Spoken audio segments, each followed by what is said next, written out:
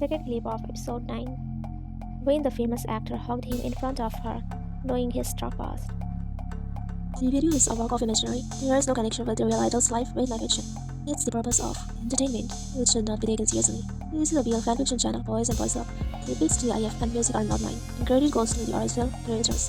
I own the storylines, voice, and the editing. If you have complained about something or found your content is being used in an incorrect way, comment in video or email me.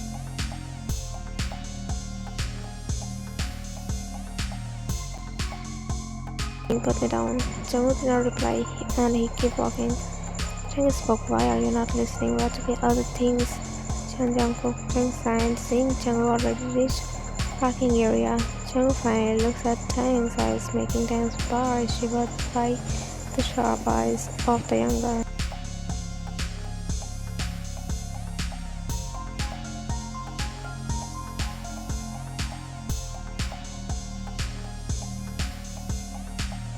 He did not know why, but he was feeling Jungkook was really mad for some reason.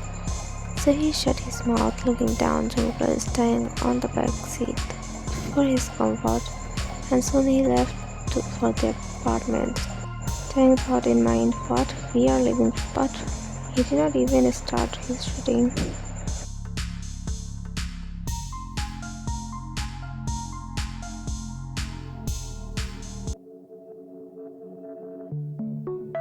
At the apartment, Tang was sitting on the couch with a sad pout. Jungkook came with a kid and sat on his knees. Tang did not utter a word. He hissed in pain when suddenly Jungkook jerked his leg.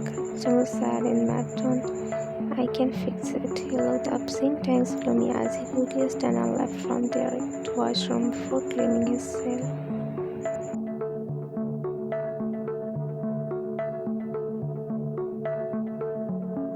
After taking a bath, he came back to the living room and saw Tang was laying down on the couch.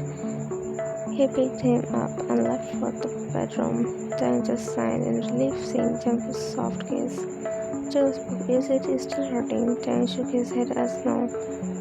Jungkook checked, looking at the cutie pie, and he sat beside Tang on bed.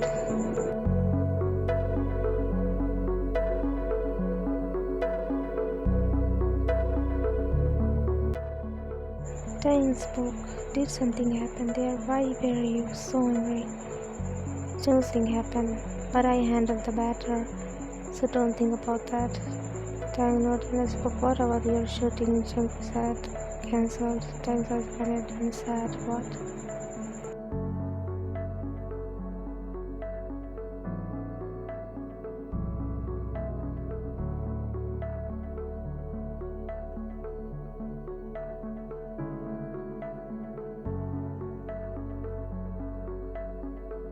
Jungkook spoke, "Yes, now take rest. Don't you dare to walk." Jungkook spoke, "But I would be bored sitting here." Jungkook thinks for a moment and said, "What about that left story? Should I read that?" Jungkook spoke, "But I don't like this panel." Jungkook spoke, "I'm curious about it."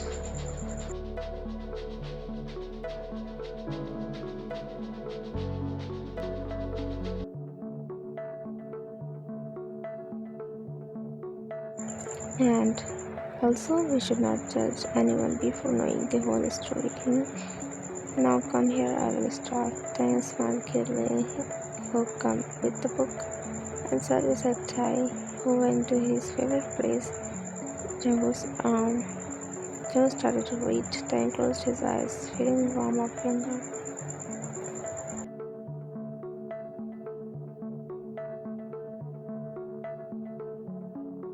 Subin closed his eyes as his view were getting blurry. After some hours, Subin opened his eyes and found himself in an unknown bedroom. It was dim purple light. Somehow he opened his blurry visions, thinking where he is and what happened to him.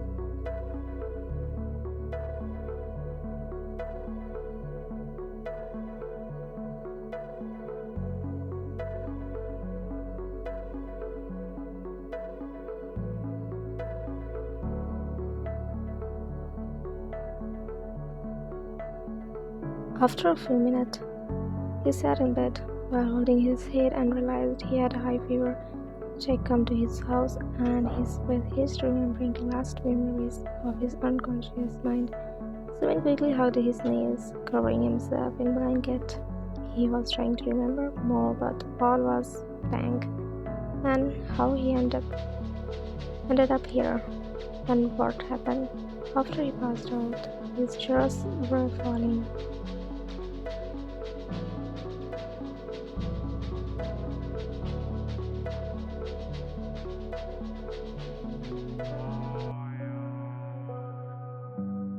The only one name he was mumbling was Yeonbin. To save him, he had no one except him. He stopped for a moment. When a sweet smell hit his nose, he picked the blanket and smelled it. Soon spoke. Why does it feel so familiar? He heard footsteps. Sound his heartbeat started to beat with heavy cravings of fear. He saw a shadow of a person coming toward him.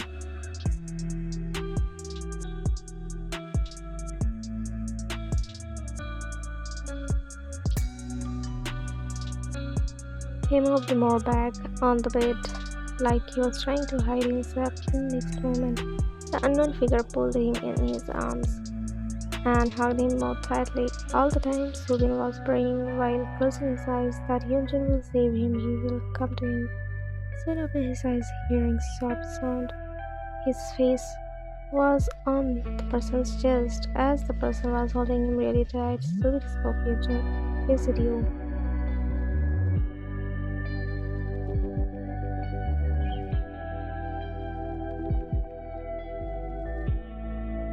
Subin spoke, did you really come to me? Sina, please, I'm feeling so scared and you will take me from here, right? Jack will not leave me and he is so bad. He hurts me and he was cut by Jeju. He was speaking like a baby who lost his mother. Finally his mother found him. Yeonbin spoke, nothing happened to my son. Your young is always here. He come to you just for you.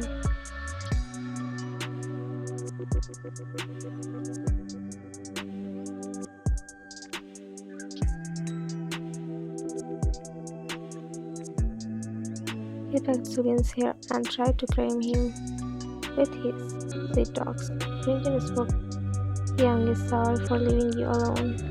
He will never leave you alone anymore. Somehow Yunjin made him sleep. Flashback when Subin fainted, Yunjin had also arrived at the same time. Cause Subin was sleeping bad for 3 days, which was bothering him so badly.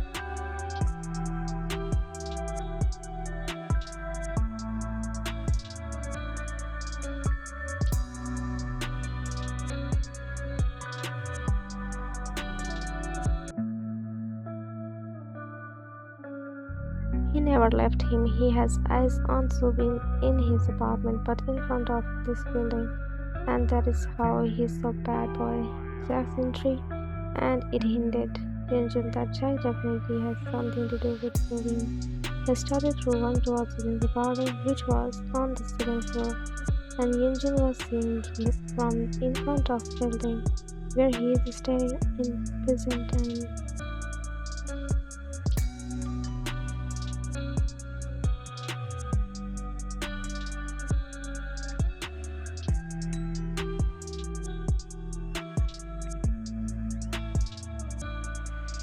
He can at least see his Vkook confirming if he is safe or not. When he entered in the room, Subin was already found. Hyunjin shouted, You! He pulled Jack away and punched him on his face. Who did not get the chance to see his face. He mercilessly beat Jack, and later he called police, handed Jack, and finally he took Subin to his own new apartment. Flashback ends.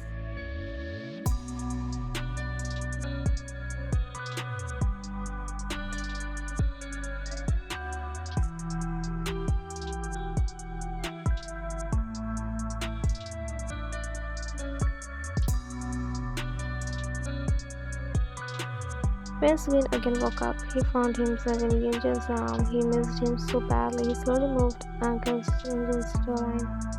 Venus was, am I useless now? Why is everything happening with me? Why? First, my father left me thinking of me as a bad luck because my mom did while giving me birth. Then my best friend, and now my own crush.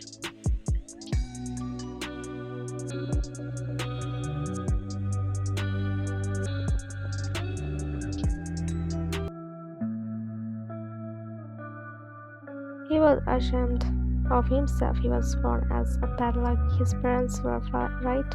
He cannot let his friends destroy his future life because of him if he will stay with his friend or say his true friend. Love will feel pity on him and keep him together with himself. And the other side, his cousin who will give him all the curse which is left.